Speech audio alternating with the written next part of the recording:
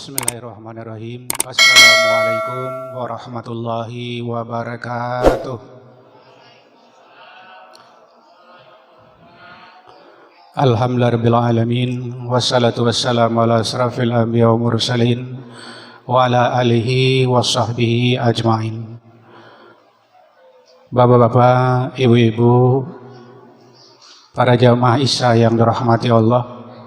Pertama, mari sama-sama kita ucapkan segala puja dan puji Alhamdulillahirabbil alamin. Sampai malam hari ini Allah masih memberikan kita suatu nikmat yang besar, terutama nikmat Islam, nikmat iman, nikmat sehat, nikmat umur yang panjang yang mungkin patut kita syukuri, dan mudah-mudahan berkat bersyukur kepada Allah atas nikmat yang Allah berikan. Allah tambah nikmatnya, Allah beri hidayah kita, Allah beri perlindungan kita, sehingga dalam hidup ini Allah selalu atau kita selalu mengerjakan pekerjaan yang diridhoi oleh Allah. Amin, Allahumma amin. Salawat dan salam mari sama-sama kita limpah curahkan junjungan kita Nabi besar Muhammad sallallahu alaihi wasallam. Allahumma shalli ala sayyidina Muhammad wa ala ali sayyidina Muhammad. Mudah-mudahan kita semua mendapatkan syafaatnya di yaumil qiyamah nanti. Amin. Bapak-bapak, ibu-ibu, kaum muslimin dan muslimat sedang jamaah Isya yang dirahmati Allah, sebagai titik tolak dalam satu khutbah kultum kita pada malam hari ini, kalau ada anak-anak bapak yang mencatat, kita beri judul Al-Quran adalah sebagai penolong. Al-Quran adalah sebagai penolong. Kenapa Al-Quran dibilang sebagai penolong? Yaitu tentu bagi orang-orang yang membaca Al-Quran itu sendiri, baru ada pertolongan kepada pribadi, keluarga, bahkan mungkin kepada masyarakat, yang lebih luas lagi kepada bangsa. Bapak Ibu, kaum muslimin dan muslimat sedang jamaah yang berbahagia, penolong itu artinya setiap saat kita butuh pertolongan, dan ketika kita langgengkan membacaan Al-Quran, insya Allah Al-Quran jadi penolong. Kita contoh dalam kehidupan kita sedih, ada yang menangis, ada yang bengong. Lalu kita ambil wudhu, kita ambil Al-Quran, kita baca, ternyata bacaan Al-Quran itu bisa membuat kita jadi gembira dalam keadaan sedih.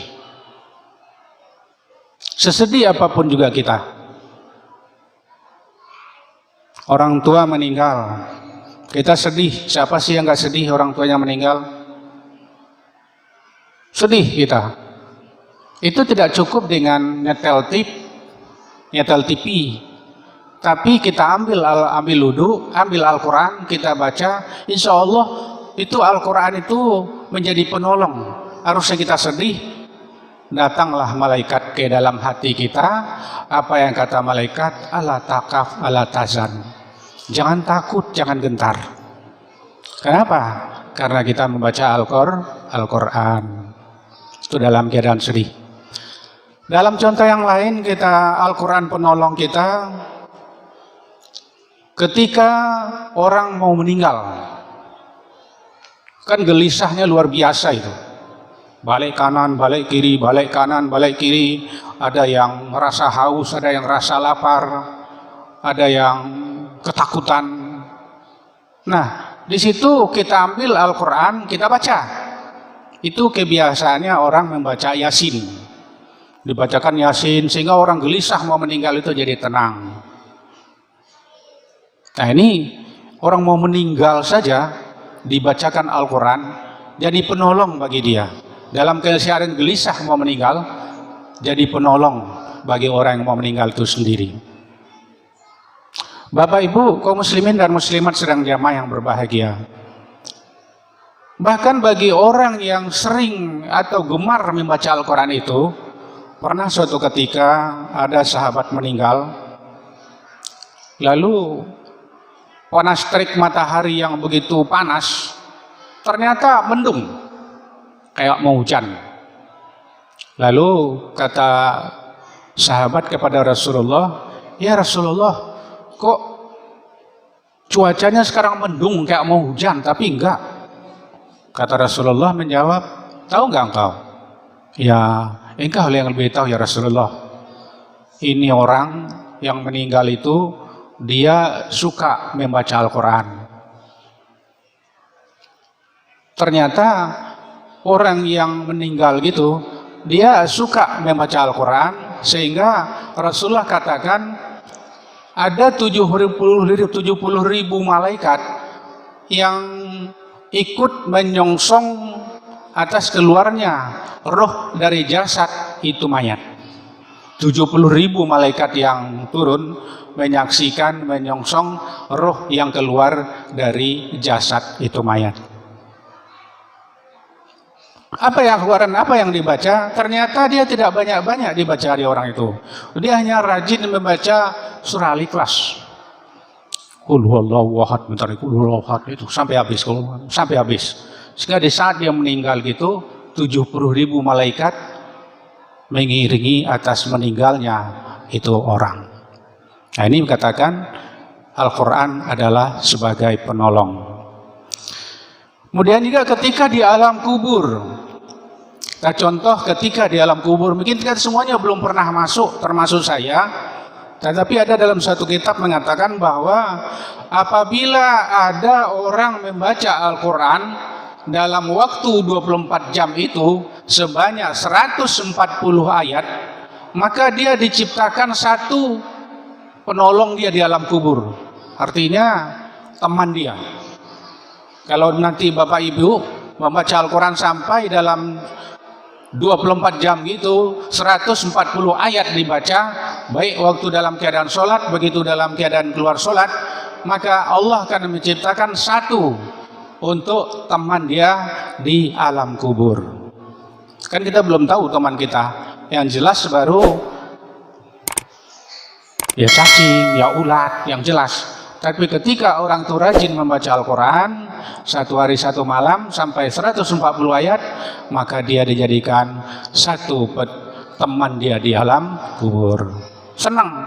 Kalau sempat seumur hidup kita, banyak kita mengkhatamkan Al-Quran, tentulah dalam satu hari satu malam, tentulah makin banyak teman kita di alam kubur. Tak terbayang bagi Bapak Ibu, bagaimana nasibnya kita nanti ada dalam kubur, siapa teman kita, siapa di belakang, depan, atas, bawah kita, tak tahu. Nah, inilah bacaan Al-Quran itu sendiri.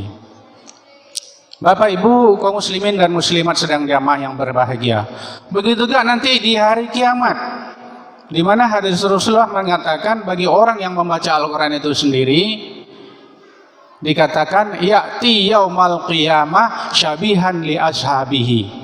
Dia datang pada hari kiamat akan menolong sahabat-sahabatnya. Siapa sahabat Al-Quran? Adalah orang yang gemar membaca Al-Quran. Sahabat Al-Quran itu orang yang gemar membaca Al-Quran. Tapi kadang-kadang kita ini malah salah paham. Begitu Ramadan masuk, mulailah ancang-ancang. Ada yang khatamnya sekali, ada yang khatam 2 kali Al-Quran. Selesai Ramadan, itu Al-Qurannya disimpan sampai Ramadan tahun depan. Jadi yang dikatakan sahabat itu setiap saat ditengok, setiap saat dilihat, minimal sehari itu 2 kali, pagi dan sore. Itu baru katanya sahabat Al-Quran. Nah, inilah yang datang pada hari kiamat nanti, menolong para sahabatnya. Maka Rasulullah menganjurkan kepada kita, nawiru manazilakum bisolati tilawatil Quran. Sinari rumah-rumahmu dengan solat dan bacaan Al-Quran. Solat apa? Yaitu banyaklah melaksanakan ibadah solat sunnah di rumah.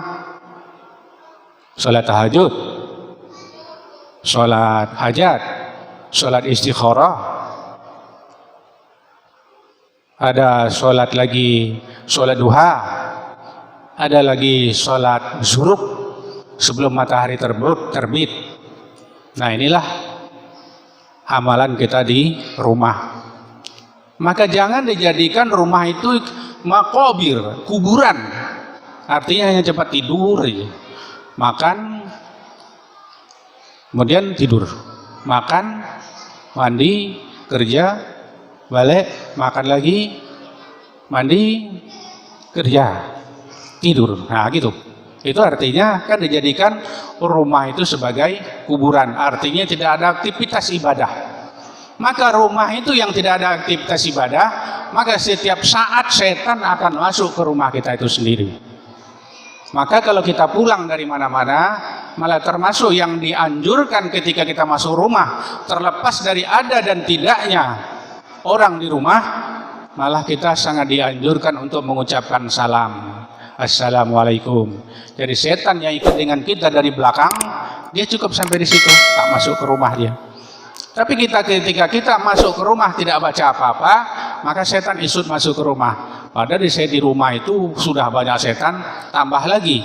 Maka di rumah adalah tempat-tempatnya setan. Apalagi kalau di rumah itu jarang kita ibadah, baca Al-Quran. Tapi kalau ketika saya rajin setiap saat baca Al-Quran, insya Allah setan-setan yang ada di rumah itu dia kabur, lari dia, merasa panas, tak tahan, pergi dia. Paling yang tinggal di rumah itu jin-jin yang Islam, yang baik, yang taat sama kayak kita dia. Bapak-bapak, ibu-ibu, kaum muslimin dan muslimat sedang jamaah yang berbahagia. Maka oleh sebab itu, rajinlah kita membaca Al-Quran. Tidak hanya bulan Ramadan, tapi selesai Ramadan nanti juga kita baca Al-Quran. Supaya apa? Al-Quran itu menjadi teman, menjadi sahabat, menjadi penolong kita. Dan itulah yang nanti di akhirat dan di alam kubur yang bisa membantu kita. Kita tinggal pun anak banyak di dunia ini, belum tentu dia. Kadang-kadang ada yang bisa berdoa, kadang ada yang bisa baca Al-Quran, kadang ada yang tidak juga. Maka kita sendirilah, selama kita di dunia, siapkanlah perbekalan kita untuk kita berpulang ke negeri yang abadi, yang namanya akhirat. Baik Bapak Ibu, barangkali mungkin itu yang bisa disampaikan pada saat yang singkat ini. Mudah-mudahan bermanfaat untuk hidup dan kehidupan kita. Jadikanlah Al-Quran sebagai bacaan favorit kita. Jangan dijadikan FB menjadi bacaan favorit kita. Tapi jadikanlah Al-Quran sebagai bacaan favorit. Insya Allah Al-Quran akan menjadi penolong kita, tidak hanya di dunia, bahkan sampai ke akhirat kelak. Mudah-mudahan kita termasuk semua sahabat Al-Quran, sehingga Al-Quran nanti bisa menolong kita, bisa membahagiakan kita, dan bahkan bisa menjadi teman kita dari dunia sampai ke akhirat nanti.